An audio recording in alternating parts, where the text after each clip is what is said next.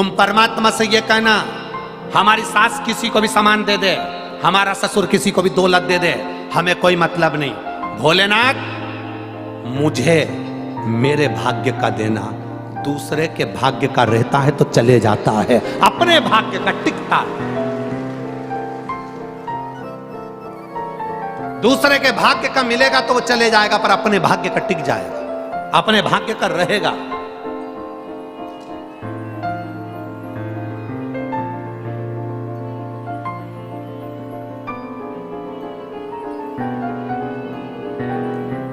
एक दूसरे की गाड़ी में बैठकर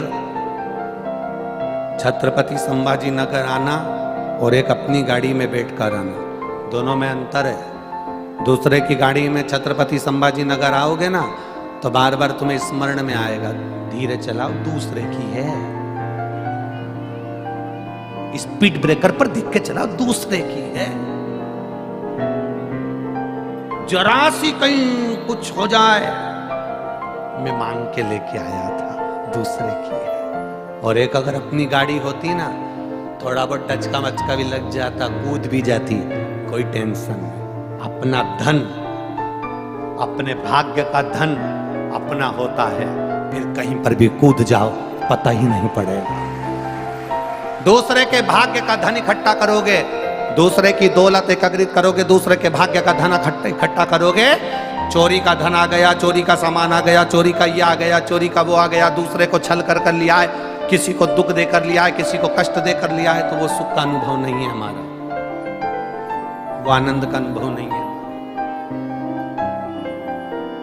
अपने खुद का।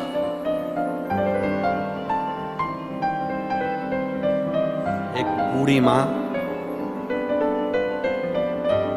85 साल की एक बूढ़ी मां यहाँ कहीं कथा सुनने के लिए रोज आती है दूर से।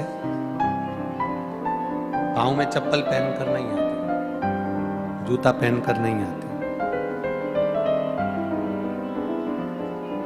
कल एक कार्यकर्ता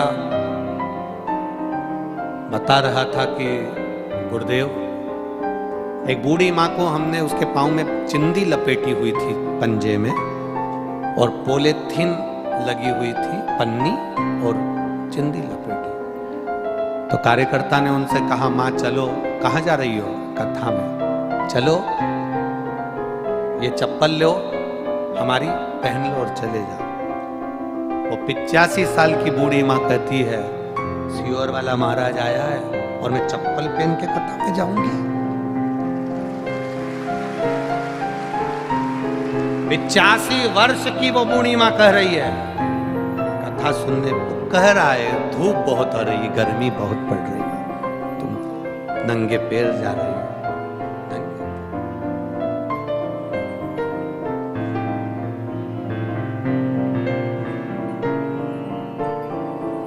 प्रदीप जी जायसवाल विधायक जी को मैं धन्यवाद देना चाहूंगा कि आपके क्षेत्र के जो लोग हैं वो बड़े धर्मात्मा हैं, बड़े। कभी कभी हमारी भी आंख में आंसू आ जाते हैं आप लोगों का भाव देखकर। एक तो गांव की वीडियो किसी ने हमारे पास में भेजी, जिनके घर में कच्चे मकान है, घास के कबेलू के झोपड़े, और घर के बाहर 4-4 ईंट लगाकर उस पे लोग रोटी बना रहे हैं, और उनके साथ में कुछ लोग दाल बना रहे हैं, बेसन बना रहे हैं। हमको ऐसा लगा कि उनके घर में तो खुद भोजन इतना नहीं होगा, झोपड़ा ऐसा दिख रहा है, पर 5-5, 6-6 गांव की माताएं रोटी बनाकर, सब्जी बनाकर, जिस गाड़ी से कथा सुनने आ रही हैं उसमें स्टील के डब्बों में भर भर कर लाकर यहाँ लोगों को खिला रहे हैं।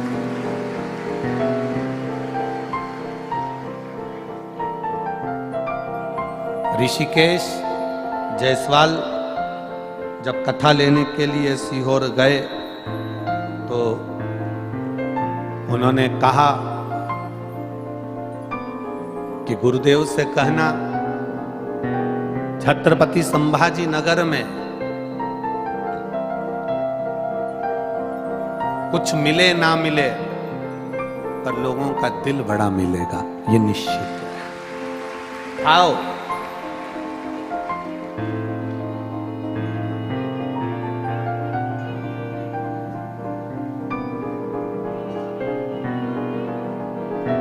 पानी की बोतल जिसकी कीमत बाजार में 10 रुपए, 15 रुपए, 20 रुपए होगी, छत्रपति संभाजी नगर की इस कथा में यजमान परिवार ने तो पानी की बोतल बढ़वाई, साथ में इस नगर के दानदाताओं ने इतना पानी बढ़वाया, इतना पानी की बोतल बढ़वाई कि लोग ले नहीं रहे थे। इतनी पानी की बोतल फेंक कर दे रहा है, लेकर हाथ में बढ़ाते जा रहा है, देते जा रहा है, ले साहब, ले साहब, ले साहब।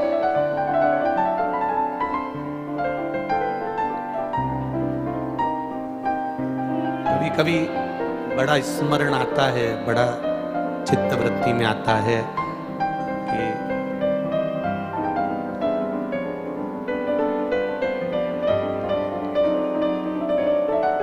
आप लोग पानी की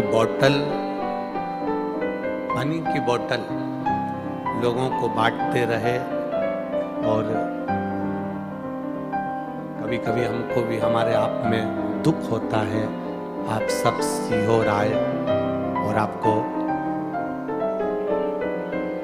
नहाने के लिए भी एक डब्बा पानी का भी 50 रुपए शुल्क देना पड़ा, तो उसका दुख होता है अंदर से।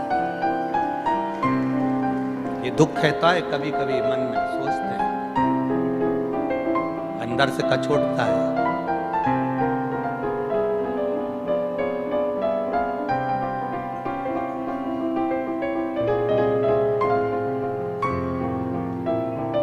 आपके भीतर लुटाने का भाव है। गांव-गांव से आई हुई माताएं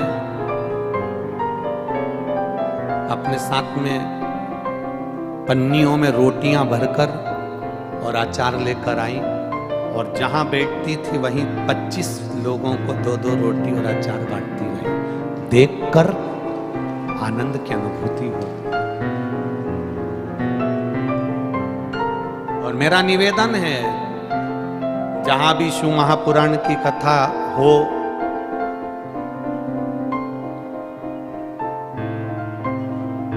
आपने लुटाया है, लुटाया, उस लुटाने का फल क्या होगा ये आप खुद अंदाजा लगाओगे। हम तो नहीं कह सकते, हमें मालूम भी नहीं, पर वो जब देता है तो छप्पर फाड़ कर देता है। छप्पर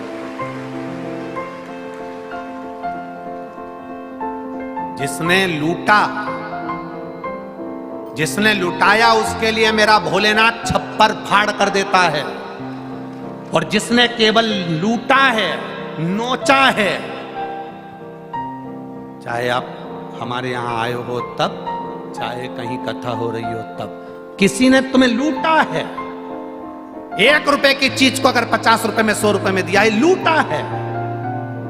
जिसने लुटाया उसको मेरे बाबा ने छप्पर फाड़ कर दिया, कुबेर भंडारी ने, और जिसने लूटा उसको थप्पड़ मार कर लिया मेरे कुबेर भंडारी।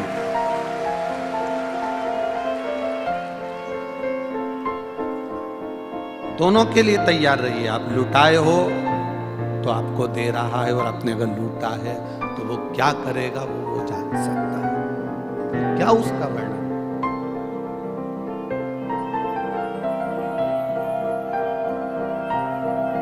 आपका भजन मूल, आपका दान धर्म संकीर्तन स्मरण पुण्य आपका मूल।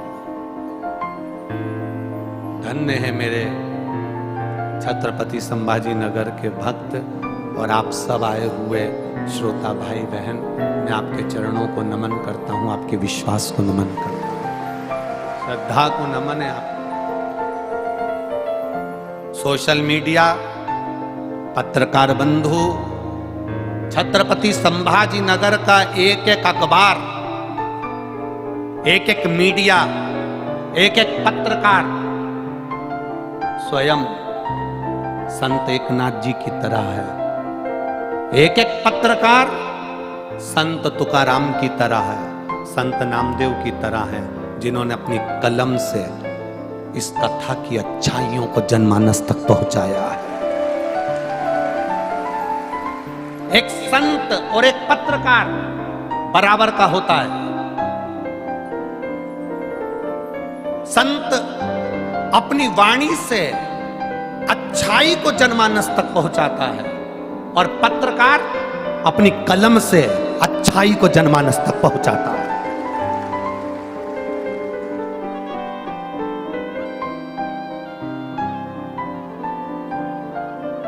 एक पत्रकार अच्छाई को जनमानस तक पहुंचाएगा, अपने अपने भाव को। एक संत और पत्रकार बराबर होता है। संत अच्छाई को जनमानस तक अपनी वाणी से पहुंचाता है और पत्रकार अच्छाई को अपने कलम के माध्यम से पहुंचाता है। कलम के माध्यम से।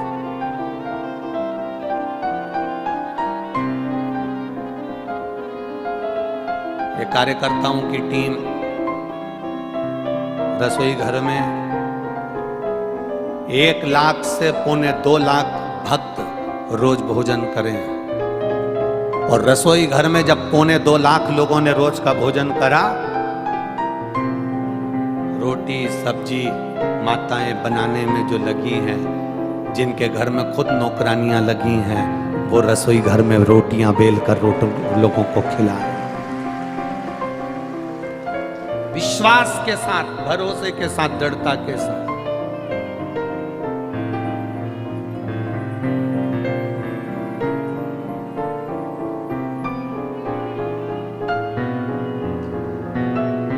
अब विश्वास हो गया कि महाराष्ट्र के अंदर कभी भी कथा हो तो यजमान परिवार को भी टेंशन लेने की जरूरत नहीं है। यहां भक्त अपने आप संभाल लेते हैं। महाराष्ट्र के अंतर्गत कथा भक्त अपने आप संभालता है, भाव के साथ संभालता है, विश्वास के साथ संभालता है। छत्तीसगढ़ का भी यही क्रम है। छत्तीसगढ़ के भी भक्त अपने आप संभाल लेते हैं, अपने आप। विश्वास। अब एक विचार करिएगा, जब भगवान इतना बड़ा आयोजन संभाल सकते हैं तो क्या तुम्हारा घर नहीं संभाल सकते हैं? तुम क्यों चिंता करते हो? मेरे बच्चे के लिए मुझे ये करना है, पत्नी के लिए करना है, मकान बनाना है, गाड़ी लाना है, जमीन लाना है, जायदाद लाना है, संपदा लाना है। आय बढ़ाने के साथ आयु बढ़ाने का प्रयास करिएगा। आपकी उम्र कैसे बढ़े? कोई सत्कर्म कर देना, किसी भूखे को भोजन कराना, किसी प्यासे को पानी पिलाना, किसी बीमार की औषधि करा देना, ये आयु बढ़ाने का तरीका है, आपकी उम्र बढ़ा देता है। भूखे को भोजन कराओ, प्यासे को पानी पिलाओ। घर में बुजुर्ग माता पिता हैं, उनकी सेवा करो। प्रतिदिन अपने माता पिता के चरण दबाओ। अपने माता पिता को चरण भी नहीं दबा सकते तो प्रणाम करो। तुम्हारे पिताजी तुम्हें गाली दें, तुम्हारी सास तुमको गाली दे, अब शब्द कहे ताने दें, तुम्हें 24 घंटे तुम्हारी सास को से गालियां दे, तो भी तुम्हारा फर्ज है तुम उसके चरणों को प्रणाम करना मत भूलना। मुंह मत चलाना, पलट कर जवाब मत देना। एक दिन उसने जो गालियां दी है ना, वो गालियां भी तुम्हें फलना चालू हो जाएगी, तुम्हारा नुकसान नहीं होगा। देन दो ना उसको। शिव महापुराण की कथा कहती है, जिसको ज्यादा गाली दी जाती है, जिसको अपशब्द किए जाते हैं, जिसको ताने दिए जाते हैं, जिसको आड़ा टेढ़ा बोला जाता है, जिसकी निंदा होती है, उन्नति की सीढ़ी पर वही चढ़ पाता है। जिसके लिए अपशब्द कहे जाते हैं, ताने दिए जाते हैं, आड़ा टेढ़ा बोला जाता है, कहे कहने वाला।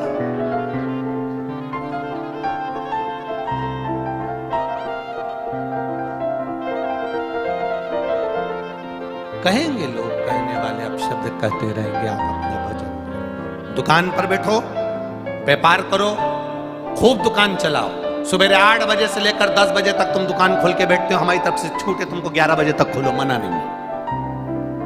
तुम्हारा मन करे जब तक दुकान खोलो। बस इतना सा निवेदन है, दुकान पर एक दिन में अगर तुमने 1000 रुपए कमाए हैं तो 1000 में से 50 रुपए अपने ऊपर भी खर्च करना, अच्छा खाना और अच्छा पहनना, अपने ऊपर भी खर्च करना, अपनी भी खुशी स्माइल सामने रखना, अपने चेहरे की प्रसन्नता खत्म मत होने देना। 1000 रुपए कमा रोज, पर अपने ऊपर खर्च करो।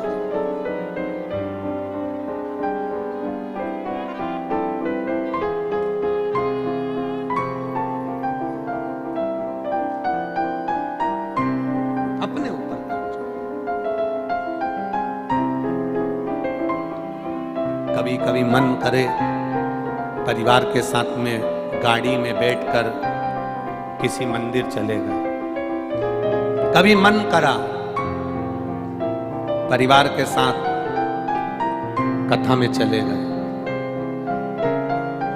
परिवार के साथ, कभी मन करा वृद्धाश्रम पहुंच गए, कभी मन करा ज्यादा कमाई हो गई, आज बूढ़ी माँ के पास जाओ, अपने बूढ़े बाप के पास जाओ। इधर माँ बाप नहीं है, तुम्हारी पत्नी के माँ बाप हो तो उनके पास चले जाओ। तुम्हारी पत्नी के माँ बाप भी नहीं है, बड़े भाभी के अगर माँ बाप हो उनके यहाँ चले जाओ। उनके भी नहीं हो तो देवरानी के माँ बाप हो उनके पास चले जाओ। एक साड़ी भले वो 5 रुपए की, 50 रुपए की, 100 रुपए की हो, बूढ़ों को एक बार जो अपने परिचित बूढ़े हैं उनको उड़ा कर आना, उनकी आंख से जो आंसू झलकेंगे ना वो आशीर्वाद के झलकेंगे और तुम्हारे कल्याण करने वाले बूढ़े। तुम्हारे माता पिता, तुम्हारे सास ससुर हैं, बुजुर्ग हैं, पहले उनका ध्यान दो। अगर मान लो उनको सब संतुष्टि है तो तुम्हारी पत्नी के अगर माँ बाप हैं और उनके भी सम्मान में तुम हम ये नहीं कहेंगे कि उनका सम्मान बुजुर्ग मतलब बुजुर्ग, माता पिता मतलब माता पिता, चाहे तुम्हारे पति के माता पिता हो, चाहे पत्नी के माता, चाहे तुम्हारे बड़े भाई के सास ससुर हो, चाहे तुम्हारे, आदर सबका होना चाहिए, सम्मान सबका होना चाहिए।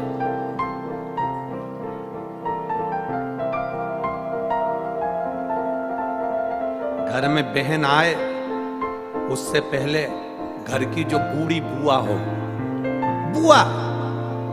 बूढ़ी बुआ, बहुत अवस्था हो गई, बुजुर्ग हो गई, उसका भी ठिकाना नहीं, कब मर जाए, कब चली जाए। बुआ को फोन लगाकर कह दो, बुआ हफ्ते में 2 बार 1 बार गाड़ी भेज दूं क्या बुआ? आ रही हो के 2-4 दिन के लिए आ जाओ। एक अंदाजा लगा कर रखना, नारी जितनी बूढ़ी होती चली जाती है उतनी घर से आसक्ति बढ़ती चली जाती है, उससे घर नहीं छूटता। अपना फोन पे बोलने में क्या जाता है, बुआ कब आ रही हो, गाड़ी भेज दूं क्या? बुआ खुद कह देगी, रे बच्चों के कारण फंसी हुई हूँ, परिवार देखूं कहाँ हूँ, शरीर से बने नहीं, जाना आना होए नहीं, तू तो रहने दे, कभी इधर से निकलो तुम हरसा मिलते हुए चली जाना। पर अपना फर्ज है कि अपनी बुजुर्ग बुआ को, बहन बाद में, पहले बुआ, उसको कहो कब आ रही है बुआ, कथा हो रही है अपने गांव में, अपने नगर में। अब छत्रपति संभाजी नगर में तो आज पूरी हो जाएगी, भोपाल में 10 तारीख से 14 तारीख तक चालू हो जाएगी, तो भोपाल में रहने वाले भी अपने बुजुर्गों को कह सकते हैं, कब आ रही हो बुआ, भोपाल में शिव पुराण की कथा है, आ जाओ, 4-5 दिन रुकना होगा, आनंद लेंगे, कथा सुनेंगे, चले जाएंगे। वो बुजुर्ग भी खुश होकर अंदर से सोचेंगे, मेरा भतीजा भतीजी ने याद किया, मेरे भाई नहीं है पर मेरे भतीजा भतीजी ऐसे जोरदार मुझे याद करते, उसकी दुआ, उसका आशीर्वाद, और ये दुआ ही हमारी आयु को बढ़ाएगी। मार्कंडे जी के साथ हुआ क्या था, उम्र थी मात्र छोटी सी, कुछ अवस्था में मरना था। नारद जी ने एक ही बात कही, जो मिल जाए उसके पांव पड़ ले, जो मिल जाए उसका आशीर्वाद ले ले। मार्कंडे जी ने पांव पड़ना प्रारंभ करा, सबके आशीर्वाद ले, सबके आशीर्वाद लेते लेते लेते लेते लेते लेते आशीर्वाद लेते लेते तुरंत मार्कंडे जी नारद जी के पास पहुंच गए। नारद जी ने आशीर्वाद दे दिया, आयुष्मान भव। जैसे ही नारद जी ने आशीर्वाद दिया तो नारद जी से मार्कंडे जी ने कहा, आपने आशीर्वाद दे दिया, मैं तो मर जाऊंगा, इतनी वर्ष की आयु, 5-7 साल में मेरा प्राण छूट जाएगा, और तुम मुझे आयुष्मान होने का आशीर्वाद दे रहा। नारद जी मन में सोचे, मुझे मालूम नहीं था ना कि तेरी उम्र कितनी है, यहाँ लिखा भी तो नहीं रहता कि ये 25 साल जिएगा, 5 साल जिएगा। अब नारद जी ने मन में सोचा, अपने माथे पर आ गया ये तो आशीर्वाद मैंने दे दिया इसको आयुष्मान बहु होने का, अब करूं तो करूं क्या। नारद जी ने कहा, इसको दूसरे के माथे पटक देता हूं, और नारद जी उसका हाथ पकड़ कर ले गए। सामने इंद्र दिखा, इंद्र को देखा तो नारद जी ने तुरंत इससे कहा, ए मार्कंडे, सामने वो आ रहा है ना, उसको प्रणाम कर ले।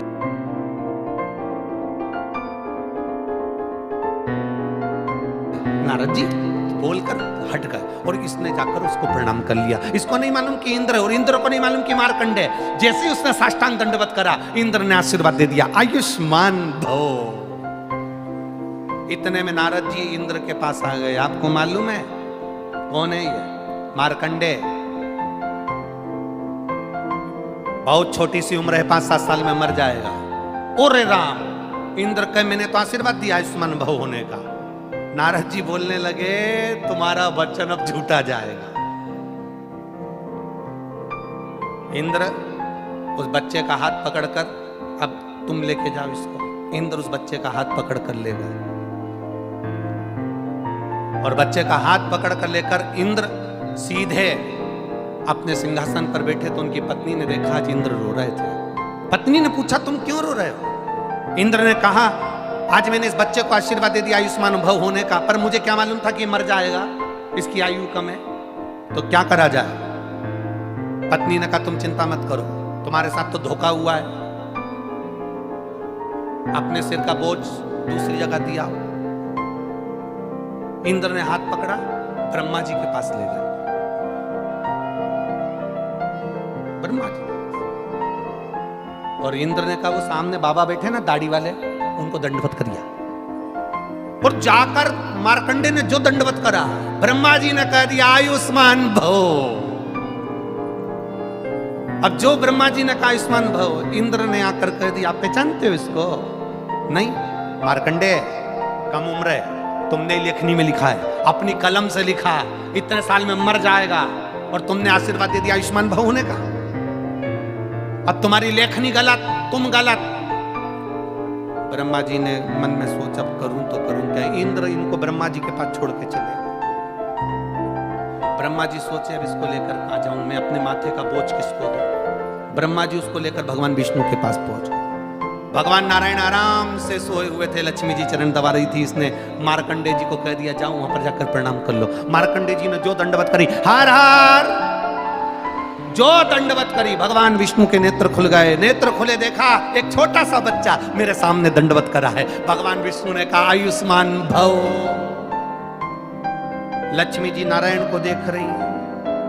नारायण पूछ रहे, लक्ष्मी तू मुझे इतनी घूर घूर के क्यों देख रही है?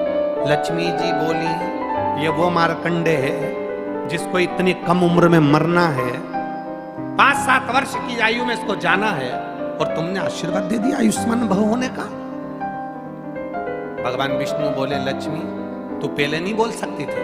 लक्ष्मी बोली, मैं पांव दबाते दबाते चिमटा भी खोड़ा, तुमने ध्यान ही नहीं दिया। अब क्या होगा? भगवान ब्रह्मा जी छोड़कर विष्णु जी के पास चले गए, और विष्णु जी अब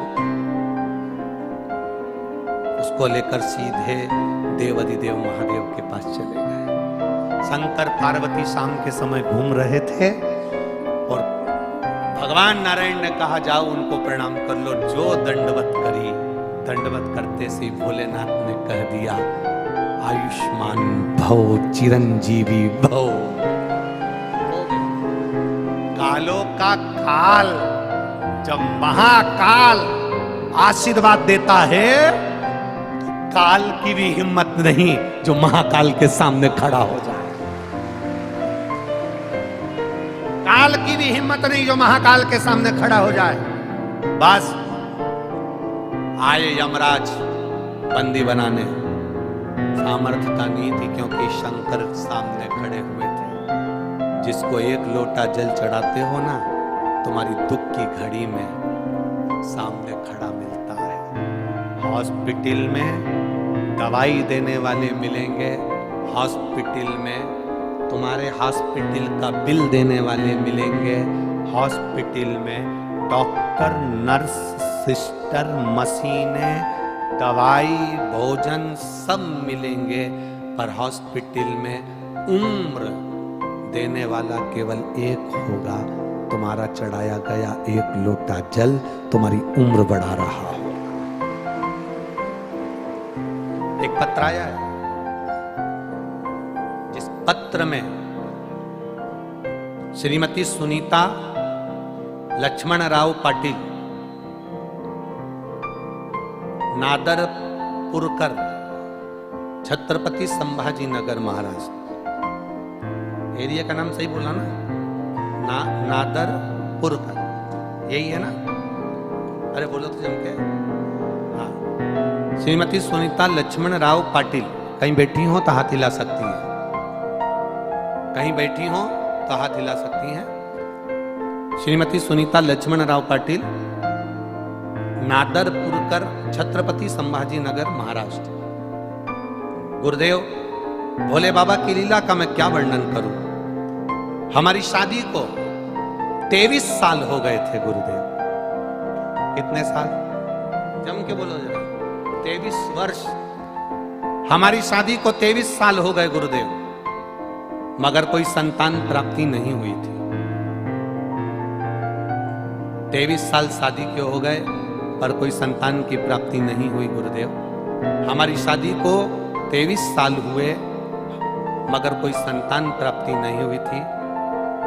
टीवी पर आपकी कथा सुनते हैं और एक लोटा जल भोले बाबा को चढ़ाते हैं। उसके साथ मैंने पशुपतिनाथ का तीसरा व्रत किया। जिस दिन आप संभाजी नगर में आए, उसी दिन हमारे घर में बाबा की कृपा से 23 साल बाद संतान की प्राप्ति हुई। ये शुभ 23 वर्ष के बाद।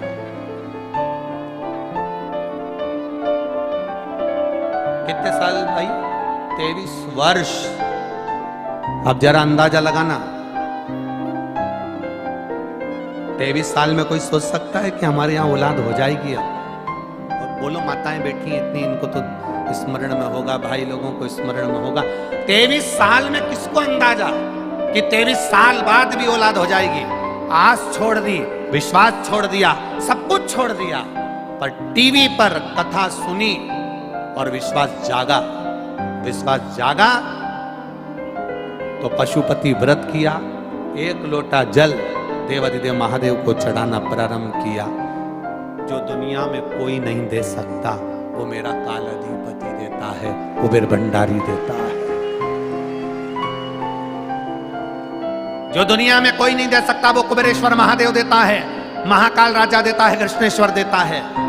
दुनिया के लोग कहते हैं गुरुजी आप कथा करने के लिए आते हो, इतने लोग कथा सुनने आते हैं, आप कहते हो कथा सुनकर जाओगे, बाबा झोली भर कर देगा, अगला पत्र अगली कथा में आपके मिलेंगे। आप इतना विश्वास से कैसे कह सकते हो? आप इतनी विश्वास से कैसे कह देते हो? हमारा कहना है कथा करने हम नहीं आते, ये शिव पुराण लेकर हम नहीं आते। हम तो ये जानते हैं जब सीहोर से चलते हैं तो मेरा कुबेरेश्वर महादेव साथ चलता है और वो लुटा कर जाए।